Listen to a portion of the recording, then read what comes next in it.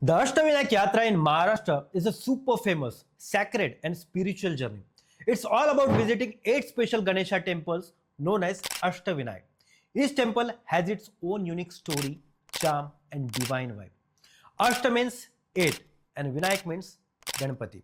So, Ashtavinayak is a group of 8 holy Ganesha temples, and these temples are located in Pune district and the Konkan region of Maharashtra. The yatra follows a specific order and you revisit the first temple at the end. And it's believed that the completing this journey brings immense blessings and spiritual rewards. And the yatra covers 8 temples. The first one is Moreshwar, Morgaon, Marshiras, Siddhivinayak in Siddhatek, Balladeshwar in Pali, Vigneshwar in Ozhar, Mahaganpati in Ranjangaon, Girjatmach in Lenyadri, Chintamani in Theur, and Varadvinayak in Mahad. And in the end, you return to the Moreshwar to complete the journey. Sometimes in mountain caves, sometimes by serene rivers, or in the heart of village temple, Ganesha meets his devotees in 8 divine forms. And this is the magical journey of Ashtavinayak. Hello, Namaskar, I am Hemant Jadhav and I warmly welcome you to our Pustakalay English YouTube channel. Our beloved Ganesh Bappa, the god of Maharashtra, lives in every street, every home and every heart. To seek his blessings, let's dive into the amazing Ashtavinayak Yatra today. So without wasting time, let's get started. Ganpati Bappa, Morya! So the journey kicks off in Morgaon, Pune district, at the feet of Moreshwar Ganesha. Legend says this is where Morya Gosavi was tested by Ganesha. Long ago, Morgaon had a temple of Siddhivinayak Ganesha. Sages, saints, and devotees worshipped here. There was a devoted woman named Muranbai who prayed to Ganesha every morning and evening. Her devotion was so deep that villagers called her Ganesha's mother. Years later, Morya Gosavi, a great son, was born in Chakan, a true Ganesha devotee. He pleased Bappa with his faith and received divine visions multiple times. When Morya came to Morgaon, he meditated and chanted Ganesha's name tirelessly.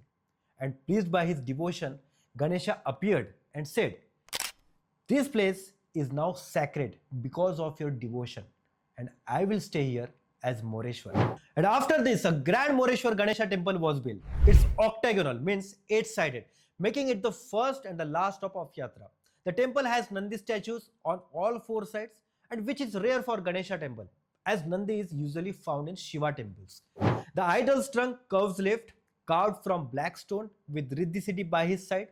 Starting and ending the yatra here makes it complete and fruitful. Devotees believes Moreshwar's darshan removes all obstacles and doubles the blessings. So next we head to Siddhatek on the banks of the Bhima river in Pune district. In ancient times, sages and yogis meditated here. Once, Lord Vishnu decided to defeat a demon named Madanasura. The demon had a boon from Brahma that only Ganesha could defeat him. So Vishnu began worshipping Ganesha, chanting Om Gan Ganpataye Nama for 6 months on Siddhatek's hill. Ganesha appeared, granting Vishnu the power to slay Madanasura. And thus Ganesha here is called Siddhivinayak, as prayers here bring success. So here the idol is of black stone with the trunk to the right. The temple is simple yet sturdy, made of stone. A unique tradition here is 3.5 km circumambulation around the temple and hill called Giri Pradikshina. Inside, a Shivalinga is on the left and Ganesha on the right, a rare feature among Ashtavinayak temples.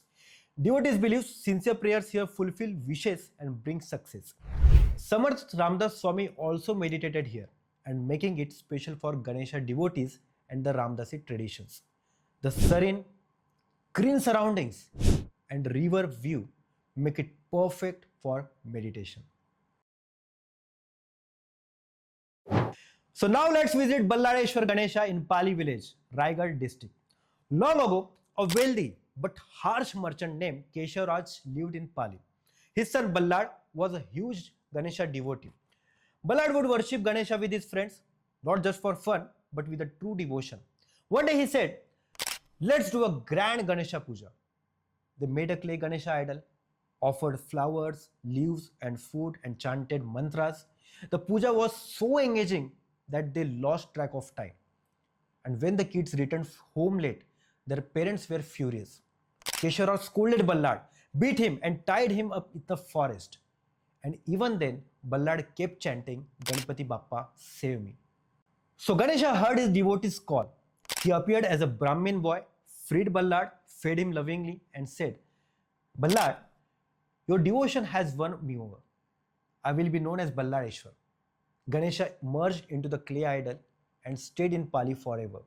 And this is the only Ashtavinayak temple named after devotee. So here the idol is of stone, east facing with the trunk to the left alongside Riddhi Siddhi. The stone temple has a beautiful stone lamp tower and ancient sanctum.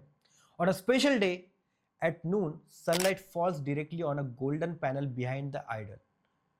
Balladeshwar symbolizes devotion, faith and love. And darshan here gives courage, victory over troubles and the peace of mind. And this is the third stop of Yatra. In ancient times, a demon named Vignasura had a boon from Brahma that he could disrupt anyone's work. He began troubling gods, sages and rituals. Sacrifices failed, weddings collapsed and religious ceremonies were ruined. The gods approached Ganesha for help. Ganesha tried to reason with the Vignasura, but the demon challenged him to fight. Ganesha took his massive form and defeated him. Vignasura fled and hid behind a neem tree in Ojhar. Ganesha found him and the demon begged for mercy, saying, Bappa, I will only chant your name and won't trouble anyone without your command. Ganesha accepted his apology and said, You will be my passenger and I will be known as Vigneshwar. Ganesha settled there and the temple became famous as Vigneshwar Ganesha. So here the idol is of stone, east facing with the trunk to the left alongside Riddhi Siddhi. It has a diamond on its forehead and a golden crown. The grand stone temple has a large gates, a spacious courtyard and a lamp tower. And its walls are adorned with stunning carvings. And darshan here removes obstacles, troubles and hurdles. And this is the fourth stop of the yatras. So now we go to Ranjangaon in Shirur Taluka, Pune, where a Mahaganpati shines in a powerful, radiant and a warrior form. Long ago, a mighty demon, Tripurasura, got a boon from Brahma that only Shiva could kill him. And only when all gods, sages and divine weapons unite. He built three massive cities, in the sky, underworld and the earth, and troubled the gods. The gods went to Shiva, but the boon made victory tricky. Shiva decided to unite all divine forces, which was only possible with Ganesha's blessing. The gods worshipped Ganesha in Ranjangaon. Ganesha appeared in his 12-armed Mahaganpati form, and with his blessings, all divine powers united. And Shiva defeated Tripurasura with a single arrow. And thus Ganesha here is called Mahaganpati. So here the idol is east facing with trunk to the left alongside Riddhi Siddhi. A massive 12-armed Mahaganpati is carved on the wall behind, shown only on special occasions. The temple has a grand courtyard, lamp tower and carved gates. A huge festival happens on Ganesh Chaturthi. Mahaganpati symbolizes power, unity and victory. And darshan here brings triumph over enemies, freedom from troubles and inner strength. And this is the fifth stop. Climb around 300 steps to witness an incredible sight, the Girijatmach Ganesha temple in Lenyandri cave. According to the legend, goddess Parvati performed intense penance in the Himalayas, wishing for a son who would be loved by all and remove obstacles. She chanted Ganesha's name a crore times at the base of Jiranya hill. Pleased, Lord Ganesha granted her son Girija's son, or Girijatmach. And this Ganesha is worshipped as a child here, as this is the land of his playful childhood. Story says Girijatmach was playful yet wise as a child. He played on this hill, building forts with stones in the caves, and villagers adored his cheerful smile and sweet words. His laughter gave these caves divine energy. The temple is reached by climbing near about 300 steps, and it's the 8th Buddhist era cave and later turned into Ganesha temple. The sanctum is carved in stone with the stunning pillars and sculptures. The idol's trunk is to the left, east facing, carved into the wall, a unique feature among Ashtavinayak temple. Ganesha is worshipped with the Parvati here. Darshan here gives children a good health for kids. And this is the sixth stop, symbolizing motherly love, innocence and childhood joy.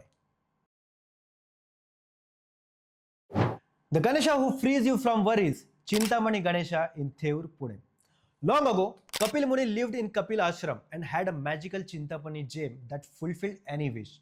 A proud demon, Gunasura, visited the ashram. The sage welcomed him, but Gunasura stole the gem out of greed. Despite the sage's pleas, he refused to return it. Kapil Muni prayed to Girijatma's Ganesha. Ganesha fought and defeated Gunasura, returning the gem to the sage. But the sage offered it to Ganesha, saying, "You are the true Chintamani, removing all worries." And thus Ganesha here is called Chintapani. So the temple is near the Mula Mutha river confluence. The idol's trunk is to the left with the Riddhi Siddhi carved in dark stone with a natural glow. The temple, built in Peshwa style, was dear to Nana Fadnavis and Madharao Peshwa. A grand festival happens on Bhadrapada Chaturthi, and darshan here relieves mental stress, obstacles, and instability. And this is the seventh stop. So the final stop, Mahad, where Varadvinayak Ganesha grants boons. In ancient times, Rukmangat, a righteous king, ruled Mahad. A sage, Grihastha Kumar, did penance there. A cruel demon, Grihastha, troubled the people. The king and the villagers asked the sage for help. The sage worshipped Ganesha, who appeared and slayed the demon, freeing the village. The sage requested, "Hey Ganesha, stay here forever and fulfill devotees." Ganesha granted the boon and became Varadvinayak, the boon giver. And here the idol is east facing, trunk to the left, with Riddhi Siddhi covered in a silver sheath. Devotees can touch the idol placed in the ground. The stone and the lime temple has a nearby pond and an eternally burning lamp called Nandadip. Built in the 17th century by Moroba, darshan here fulfills wishes. And this is the 8th stop. So the journey ends where it began, Moreshwar Morgaon. It's not just a temple tour, it's a journey of faith, devotion, and inner peace. And this yatra isn't just about visiting temples. It's a soul-soothing, faith-energizing, unforgettable spiritual experience. And Ganesha Bappa doesn't just remove worries. He gives strength to the mind, clarity to thoughts, and direction to life. Every step, every prayer in this journey brings us closer to Bappa. And as we return, let's ask for one boon. Bappa gives us wisdom, peace, and strength for everyone's welfare. Because Bappa doesn't just fulfill wishes, he makes us better humans. So say, Ganpati Bappa Morya, Mangal Murti Morya. So friends, how was today's episode? I know it was a bit long, but how can we sum up Bappa's glory in a few words? Now don't wait, share it, like it, and subscribe it. And yes, today's question. So today's question is, what will you ask from Ganpati Bappa when you visit the Ashtavinayak temples? Drop your answer in the comments below. Until next time, we are off to prepare for next episode. Wishing you all a happy Ganesh Utsav. Keep reading, because if you read, you will succeed.